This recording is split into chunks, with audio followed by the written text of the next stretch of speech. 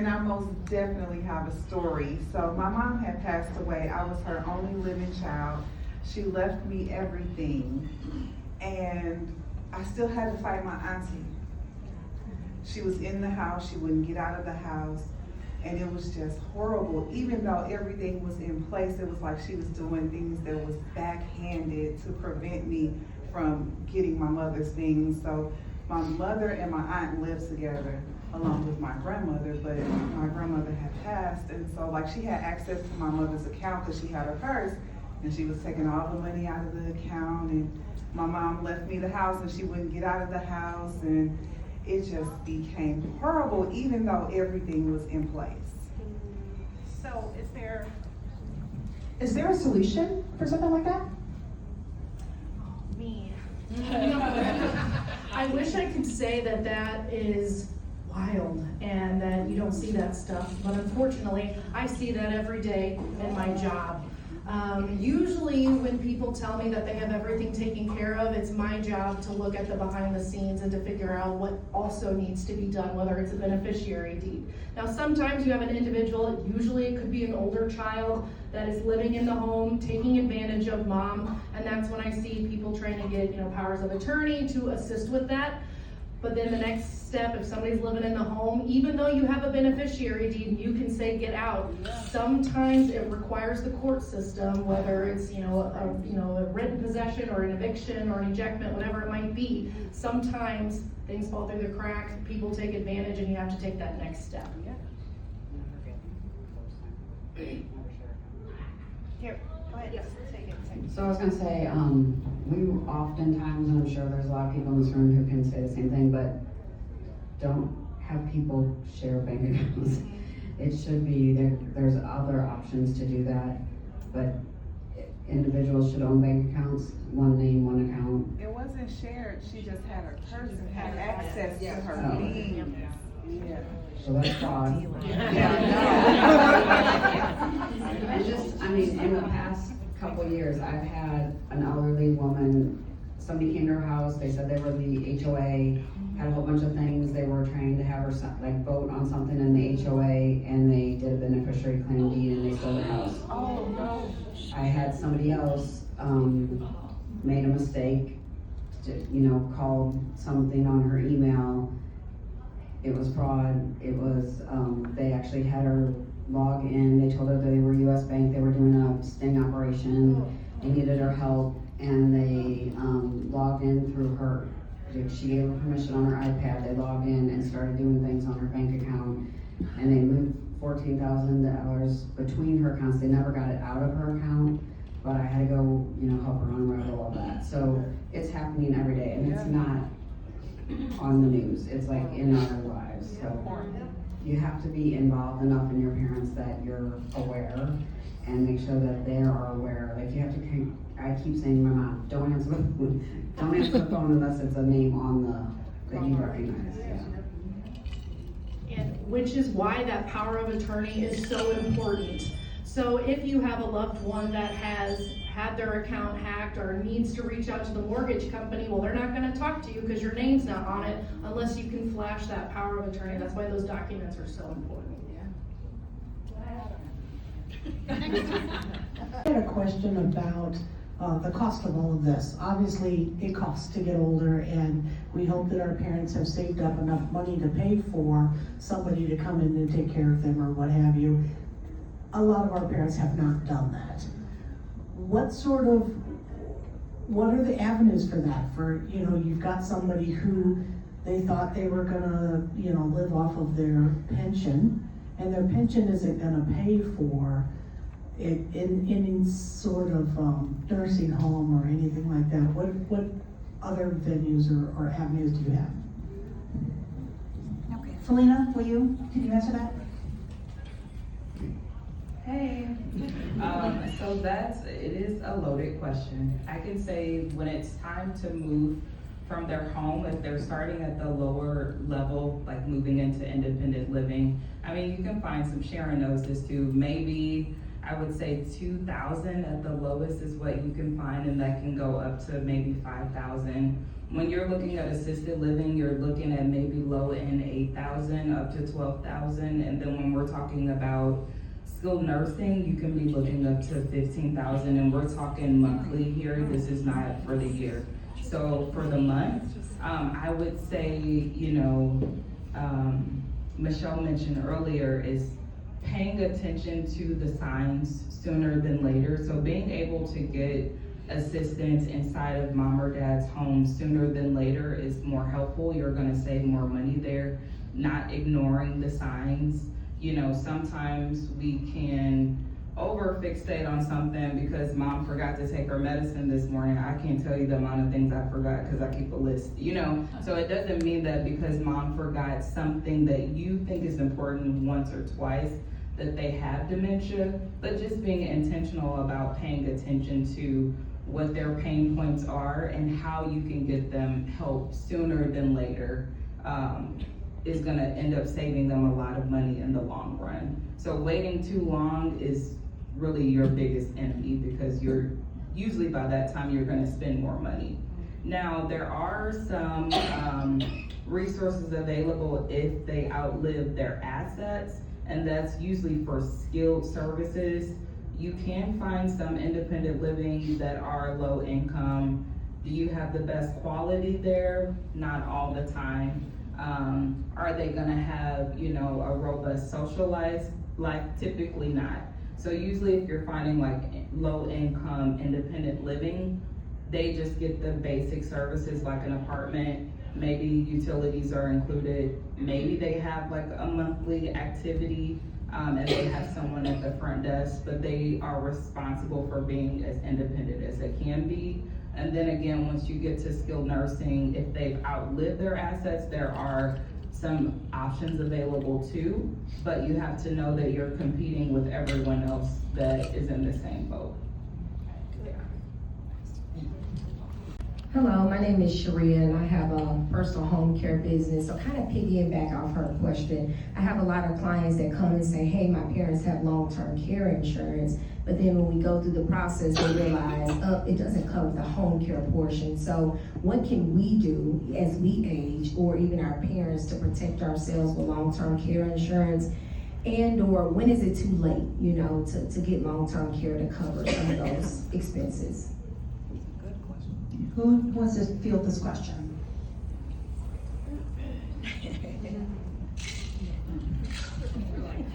Amy wants to field this question. Amy O'Neill?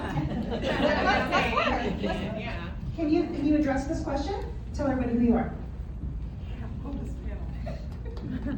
I'm Amy O'Neill. I'm also a financial advisor. So, first of all, it's too late to get long-term care if you have a chronic health issue yourself. Certain diagnoses will knock you out from even being able to purchase a policy. And if you get too old, I would say by the time you're 65, you're probably not going to be able to afford to pay for a policy at that stage, depending on your assets. So apply early and get it before you think you need it. The sooner you buy it, the less expensive it typically is. If she has something to add, if she would.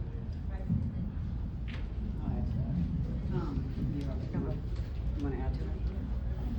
So I am a little jaded right now because I'm fighting, I won't name the name, but I paid for it since 2007 for my mom, and I have it and she has it, and they're not paying. So the old traditional long-term care is use it or lose it like car insurance, right? That's what was available back then. Nobody sells it anymore because of this situation. So they underfunded it. When I first started in 2012 as a financial advisor, there was 117 companies. I think there's 11 now. So you can tell how many companies went out of business. Currently, if I need to fill that gap, I'm selling like either a permanent policy, life insurance with a chronic illness rider. There's other options now. If you're uninsurable completely, you can get an annuity with a again, an option for this. So basically how it works is a life insurance is gonna pay out whether you live or die. I mean, when you die, right? No matter what, it's going to pay out 100% of a death benefit. So what happens is, let's say it's $300,000 of death benefit you have. It's a permanent policy. It's going to pay out until you're 105, I mean, hypothetically. You have to go in either home-based care or a facility. You spend $150,000 of this policy. There's all kinds of options. You can have it pay you, and if you pay you, you can take it and go to Disney World. Like, they don't care. You've chosen this type of policy. Other ones are like Concierge, where they're like, you have nobody else in your family, you can actually have them pay. There's a person who's like, okay, we're gonna hire somebody like Sharon, and we're gonna find a place, and we're gonna actually help you get out of your house into this place, and then they'll actually pay the places, so you don't even have to pay the bills. There's a spectrum, right? Like, there's a big spectrum. But basically, out of 300,000, you spend 150,000, then your estate gets that extra 150,000. So it's going to pay out the whole 300,000, just depends on how much you spend on long-term care versus not. This is where you need to like have a plan, a master plan. So you have a master plan, and then you protect it with these types of things, because you don't want to get on a Medicaid bed because you're sharing a room and da-da-da-da-da. And that's where everybody else is shaking their head again. So that's part of your planning process. You want, your businesses are gonna be worth something. Is it enough to cover your spending from 60 whatever to 90 something? And if something happens, can it also fund this?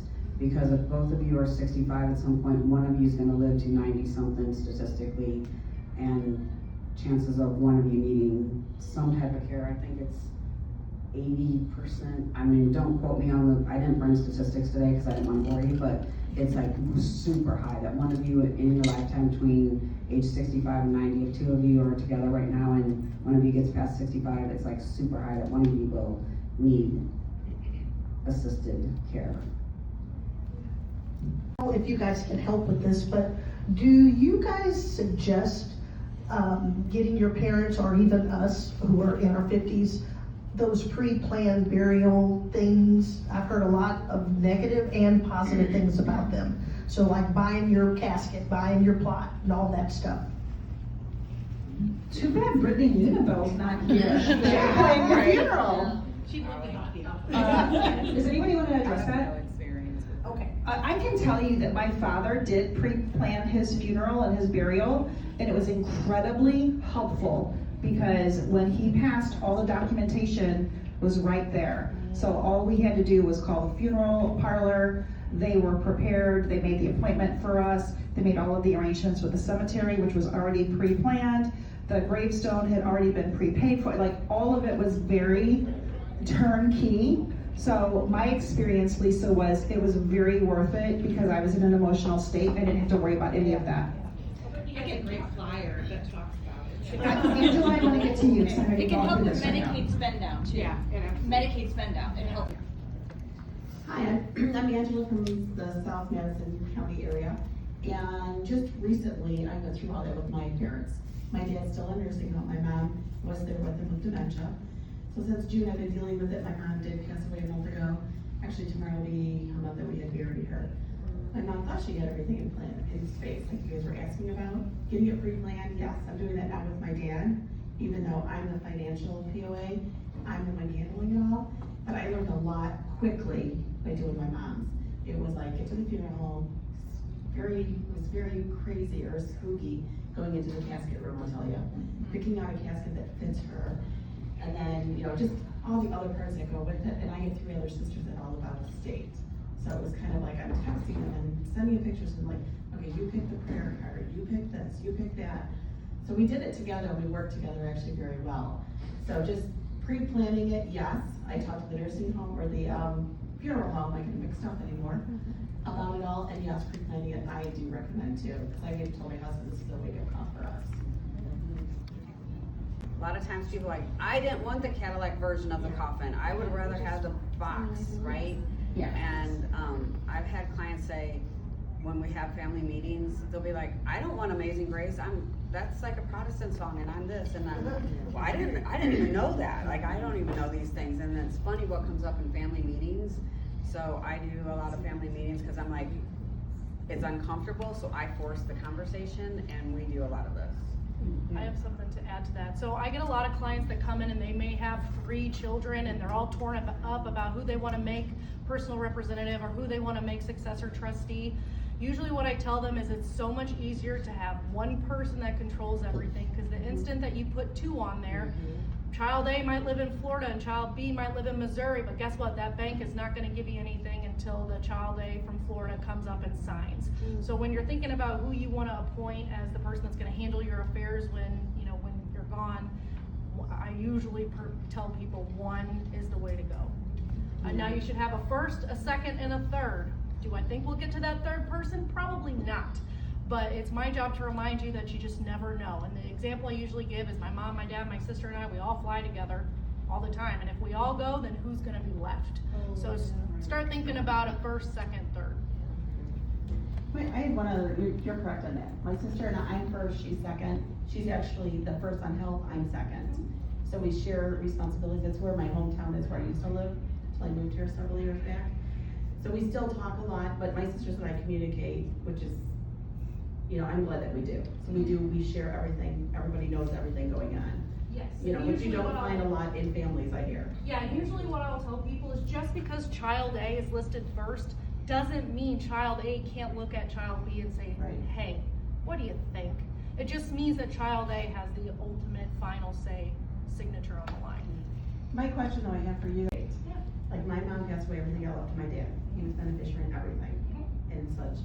Now I'm going through my dad's things, his pension, everything, and making sure, and I'm in the process of switching all 4 of us daughters as beneficiaries.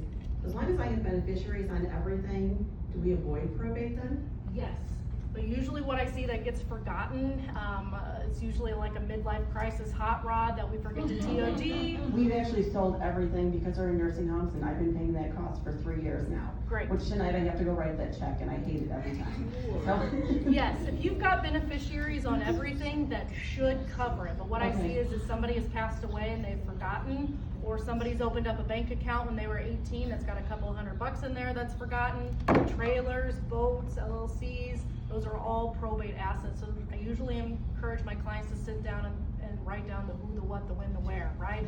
Because if you have down that I bank at First State Community Bank, oh yeah, I need to call about my CD that I have there because I don't know if there's a beneficiary on it. Okay, so we're safe as long as we're all PODs on everything. Okay, that's what I need to know. Thank you. Question. I'm not sure how you can help me with this, but my name is Tina Lamb, and my mom is 95. She was in a rehab after falling and breaking her kneecap. So she was in rehab 3 different ones because she kept refusing to do the work, the physical therapy. So on the 3rd one, she told us, if you just bring me home, I promise I'll start walking. I'll get in the wheelchair. So they were using a Hoyer lift at the 3rd place. No one could get her out of bed. She refused and resisted. So now she's at home, and we are paying $14,000 a month for private pay, with my brother and myself still staying there. And we expect it to be increased next month. So her money will run out soon. She has money in checking. She has stock. She has investments here and there, but it's not enough to keep going the way it is. So we visited a few places, and we did come up with a place that we thought we'd be able to put her, but I think after they do the assessment and see that she cannot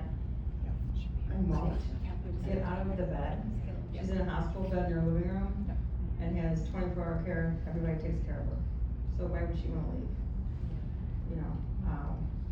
She just lays in her bed and tells everybody what she needs. She has a little bit of dementia, but she's also fearful of getting out of bed. So, that's where it goes. Anybody comfortable addressing? her concern. My mindset coach may be in the room addressing that concern. I wanna address just the safety piece of it. So it sounds like mom is not safe being home. So I would say for any senior who wants to age in place, which is an amazing option, when it's no longer safe, then you have to really think. So if you and your brother are not there and you don't have a caregiver there, and God forbid there's a fire, is mom able to get out of bed and get herself to safety? No, she has 24-hour care. She has 24 hours. Are they able to get out of the house in an emergency? Yeah, and safety, cause you can have someone there, it doesn't mean that they're able to do everything safely. Yeah, there's one person at a time. Michelle, would you have? Yeah, I was gonna say. Just to think about. Fortunately, we have people in the room, so Erin, Yeah, come to this table. No, yeah. We got answers. yeah, it's. Because in Missouri, there's something called pathway to safety. So if she cannot exit with 1Q or, minimal assist, you cannot be accepted. She's skilled nursing level. So you have to think about, can she get out in an emergency? If she's at a Hoyer lift, that's 2 people max assist. It's a safety issue now at this point. So, but come over here. We'll chat. We'll chat. All right, well, I think we're at time.